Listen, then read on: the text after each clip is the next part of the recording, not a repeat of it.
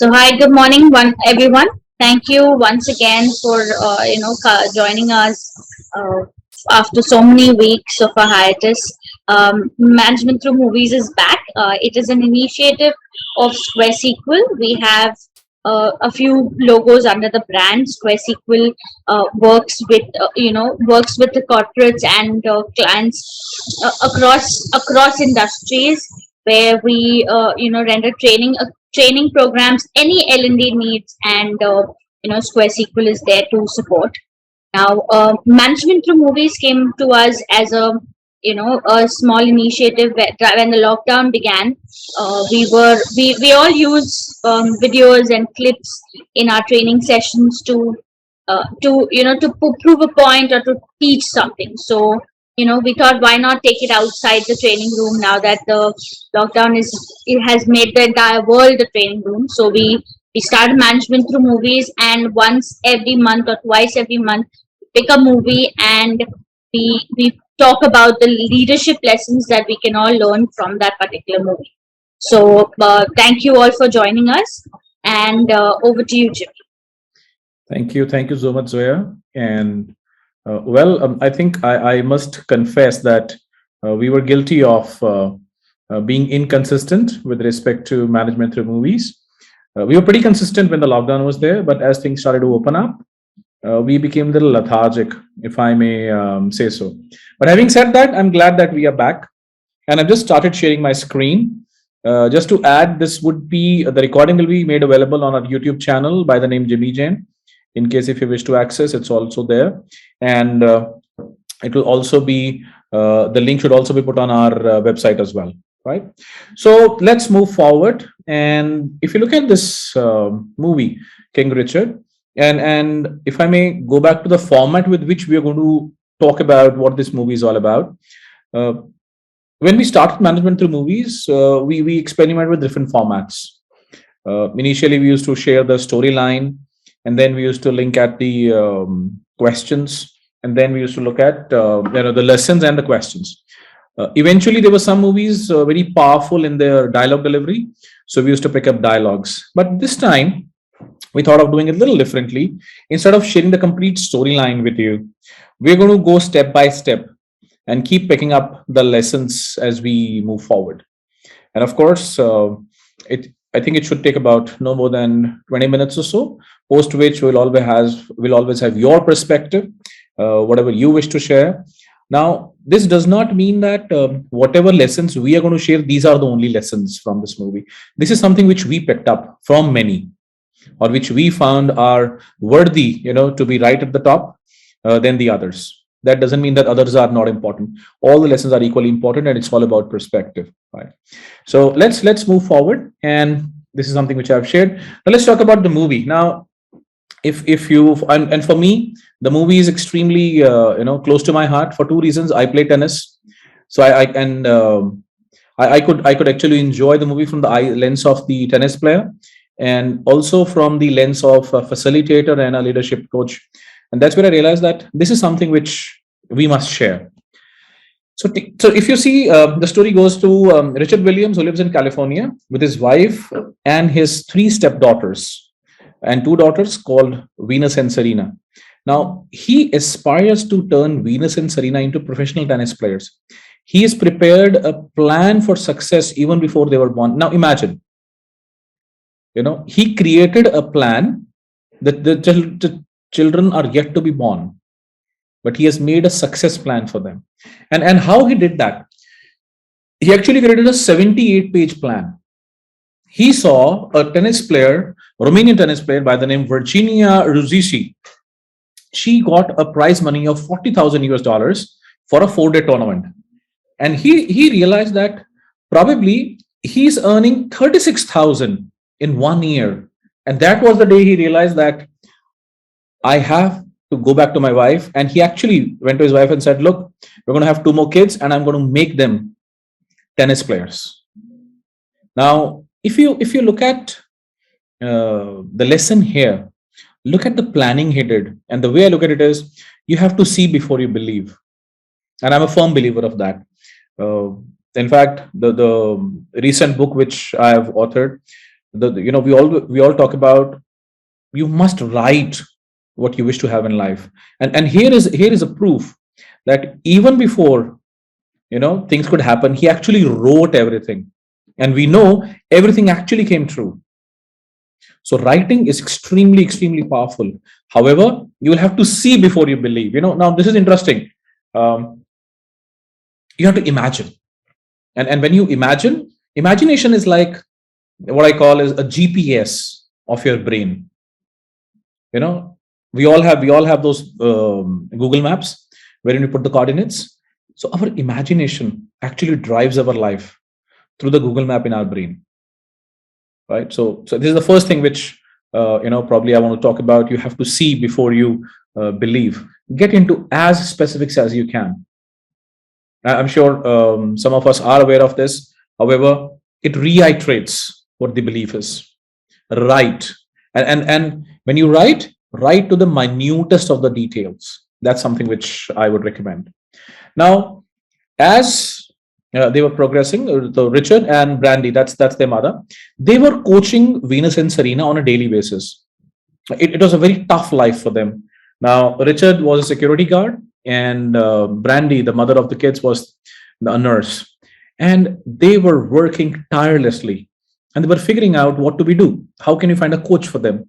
So the movie shows that the father is actually creating brochures, he's carrying it everywhere, sharing it with people, creating the videotapes for people to see. However, he did not find any success initially, right? And what does this tell us? It gives another interesting. He did not give up. Everywhere he went, everywhere initially, I mean, he was absolutely discouraged. And if you see what is mentioned, if you have seen in the trailer as well. So, gentleman says, whatever you are thinking is extremely, extremely unlikely. However, he did not give up. So, this tells us that enterprising people are persevering. They never ever give up. Come what may, they continue to pursue what they've set their eyes on. Yeah, let there be difficulties, let there be challenges, but they are always persevering, always going forward.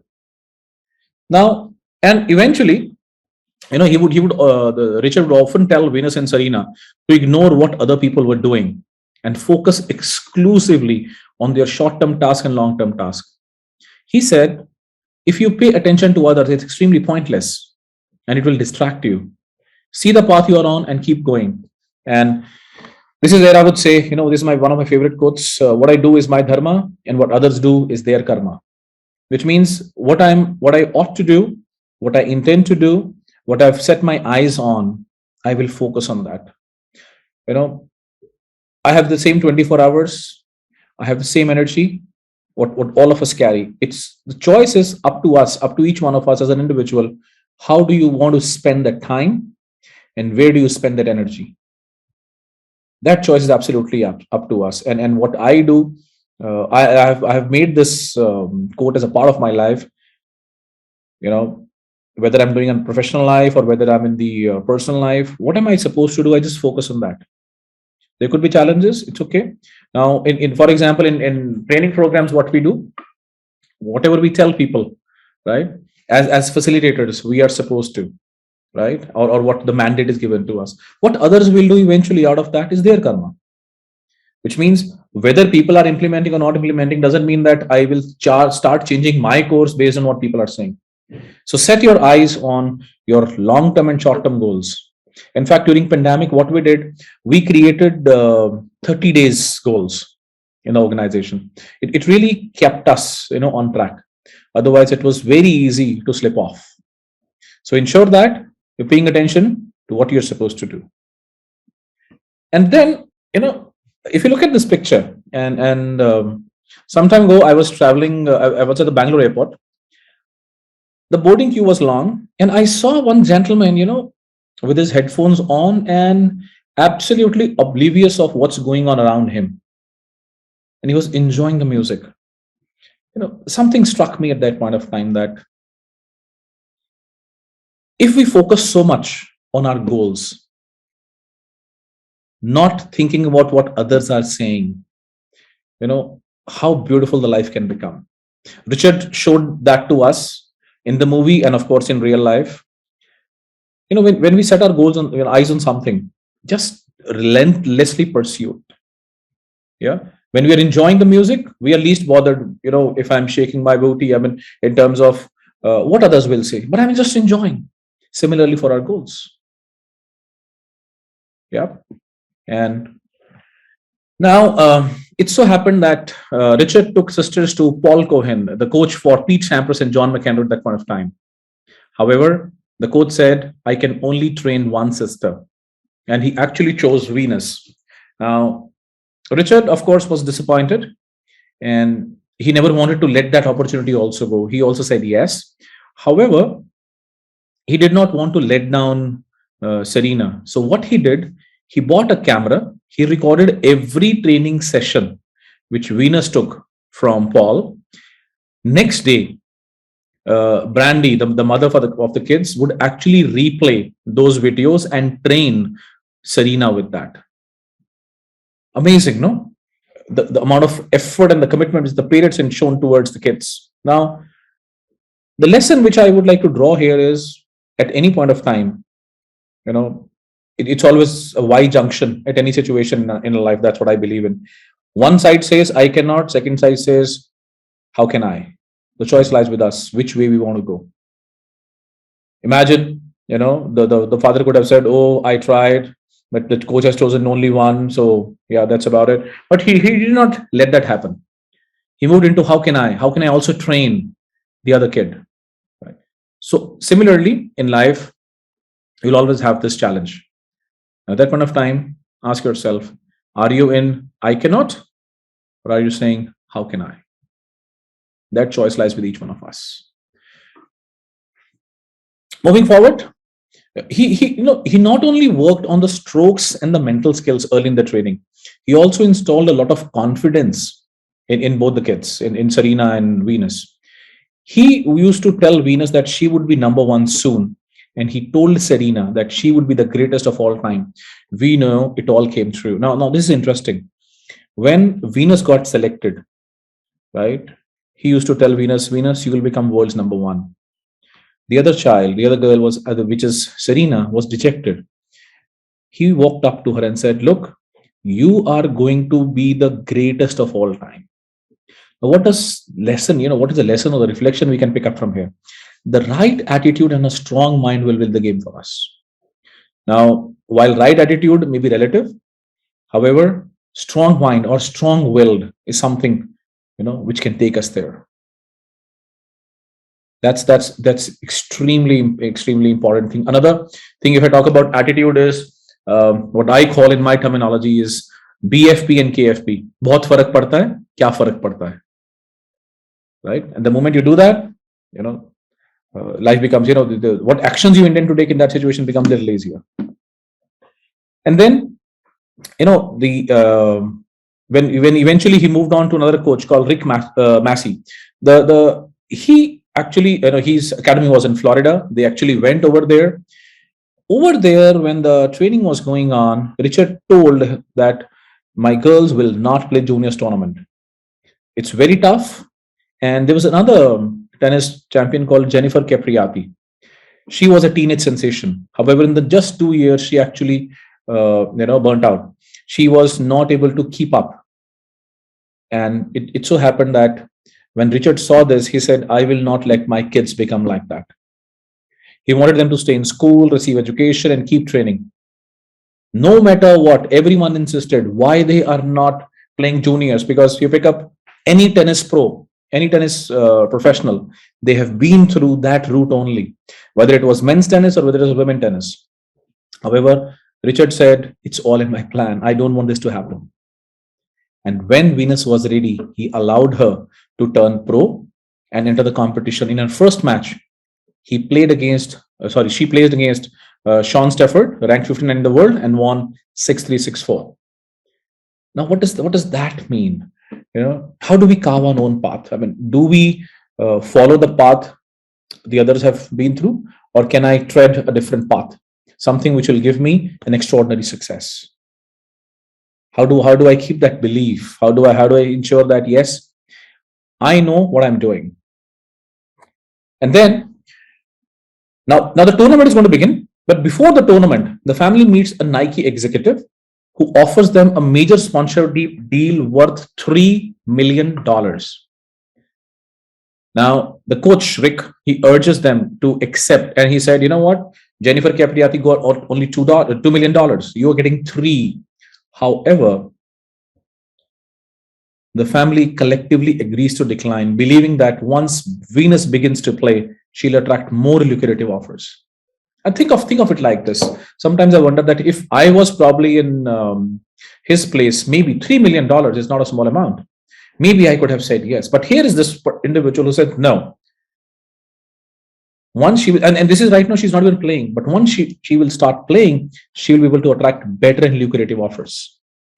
So the lesson which I would like to reflect on this is believe, and believe in yourself. A lot of times I see the narrative which people make of their life is so negative. They don't even realize how much potential they carry, how much gift or gifted they are. But they just don't believe in themselves. So look at this. Just believe in yourself. And eventually, we will cover that later, but just to add to here, eventually after 9 months, Venus signed up a $12 million deal with Reebok. 4 times of what she was initially offered by Nike. Right. Now, as I said, at 9 months later, at the age of 15, Venus would sign a contract with the Reebok for 12 million, which is equivalent to 22 million today, in 2021 when this movie was released. And she would go on to win Wimbledon 5 times, became the first African American woman to be ranked number 1 in the world in the Open era. And see what the sister did.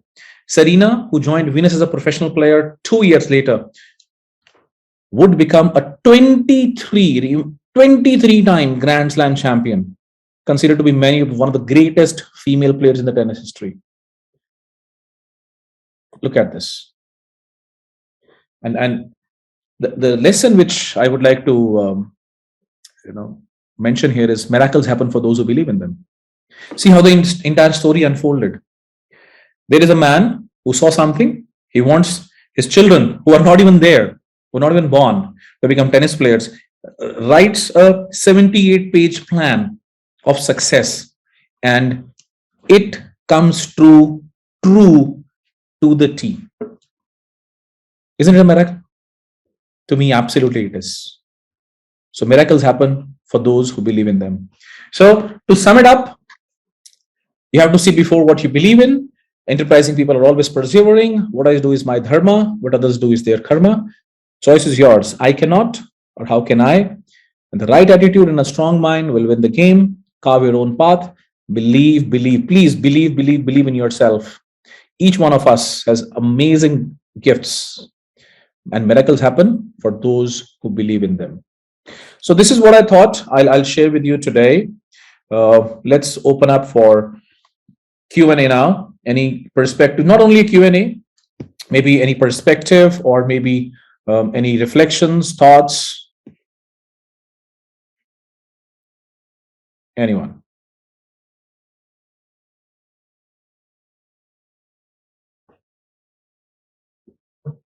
Hi everyone, and so another thing that I noticed was that in the whole movie, while they were had a strong will, they also ignored the people who were trying to pull him down. Yeah. That's one of the main things we need to learn in life. When we have quite a few people who say that who laugh when you say you have a plan. Sure, many people say they have a plan. They don't actually have a plan, but they think have a plan. So there are multiple kinds of plan. You have a plan that you think, the plan you write, and the plan you actually work on in life.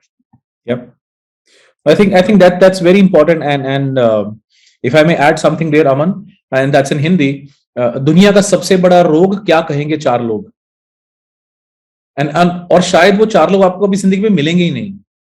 But we end up living our life based on the fear of those people. Yes, so we need to ignore. And remember, we are not ignoring any arrogance, but what we are focused on, what we wish to achieve, that's the reason why we are ignoring others. Yeah, that's a brilliant point. Thanks for sharing that, Aman. Any other comments, thoughts? So, Jimmy, I do have one thought, or some thoughts which have been running in my mind since the time we started.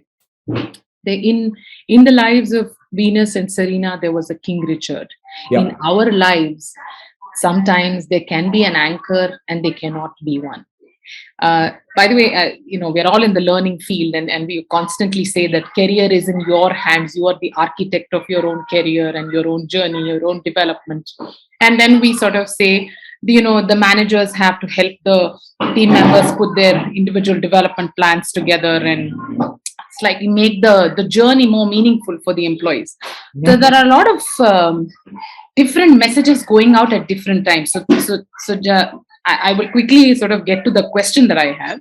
Sure. That through this movie, we are giving away a very strong message that one needs a strong anchor, for you to sort of have a more meaningful and a richer life. At least that's the role that King Richard played.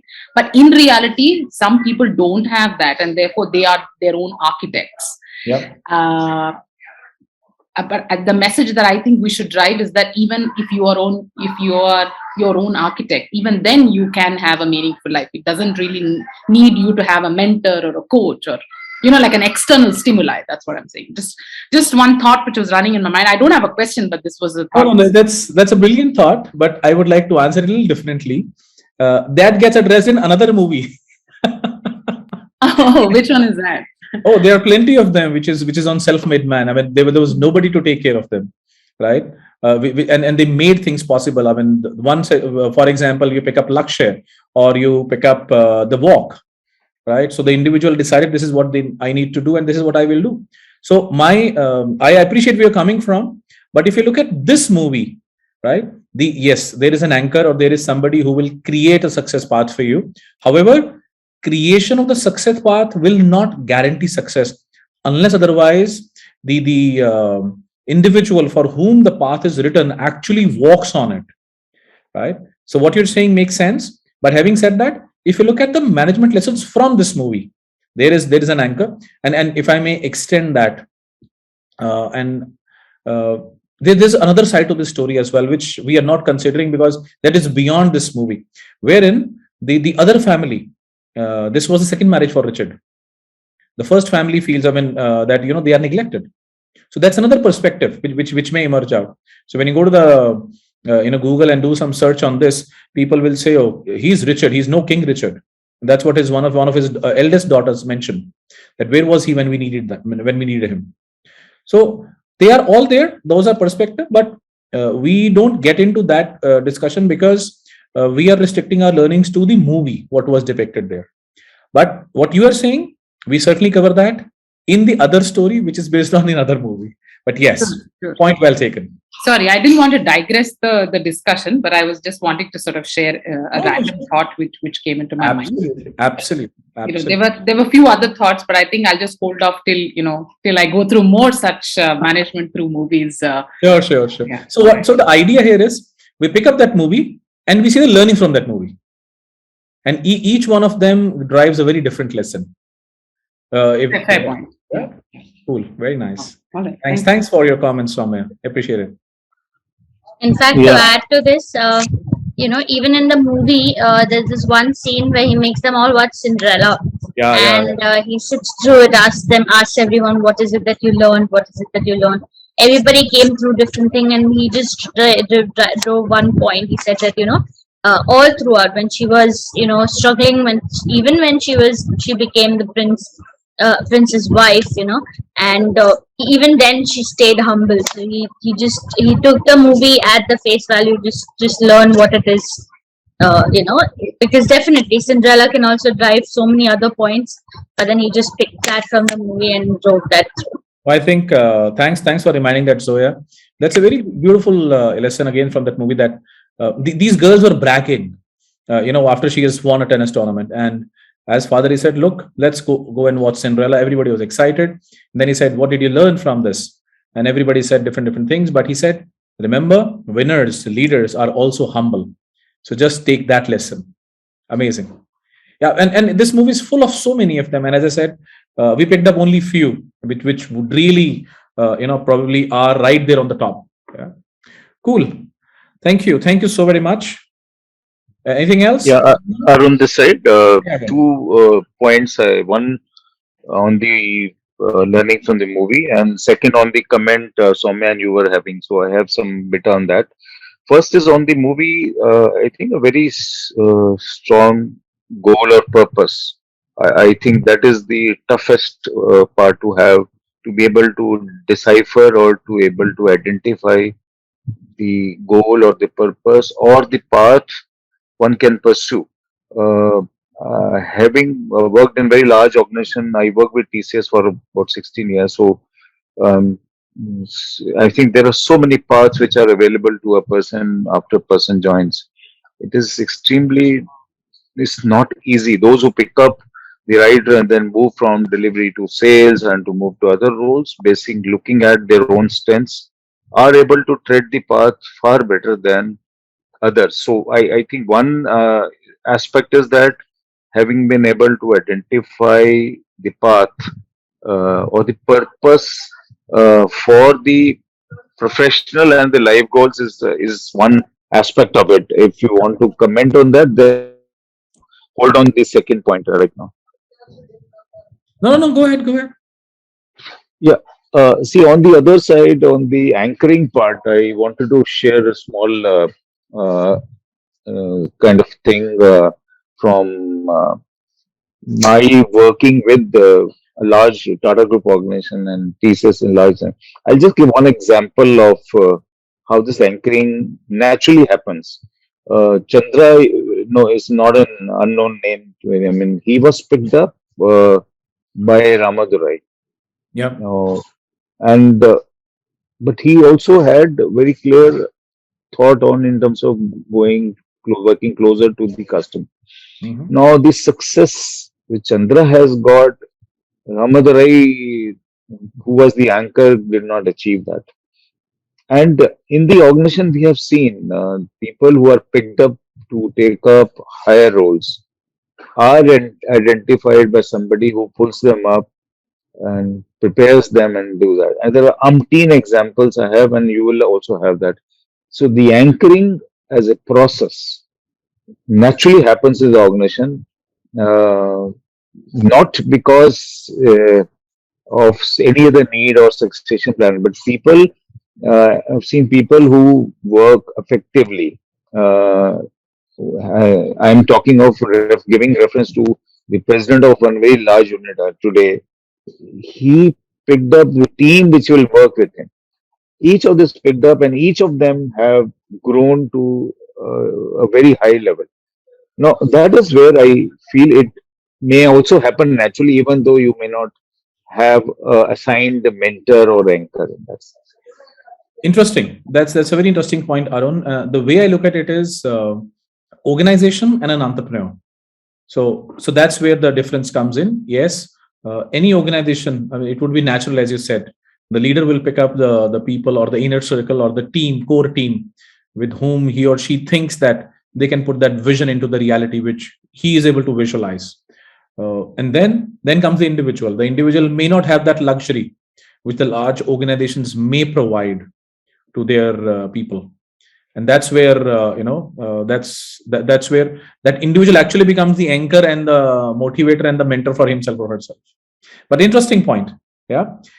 Great. I'm glad that this kind of conversations actually bring a lot of different perspectives. Cool. So Zoya, we are good to close. Looks like Zoya is not there. Hello, Zoya, can you hear me? All right. Yes, thank you so much. Good to close. I thought I was not on. Yes. Thank you everyone for joining. Yes. Okay, great. Thank you, everybody. Really appreciate your taking time out on a Saturday morning. Take care, stay safe. Namaste, and we'll come back with a new movie in the next fortnight. Thank Stay you so tuned. much. Thank you. Bye bye.